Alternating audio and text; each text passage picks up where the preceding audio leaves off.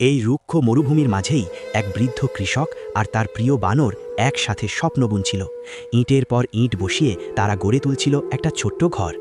বানরটি দূর দূরান্ত থেকে খাবার আর জল বয়ে আনত, আর কৃষক অক্লান্ত পরিশ্রমে ভারী ইঁট টেনে আনত।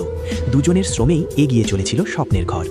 অবশেষে দিনের পর দিন কষ্টের ফনেও মরুভূমির বুকে দাঁড়িয়ে গেল তাদের নিজের ঘর।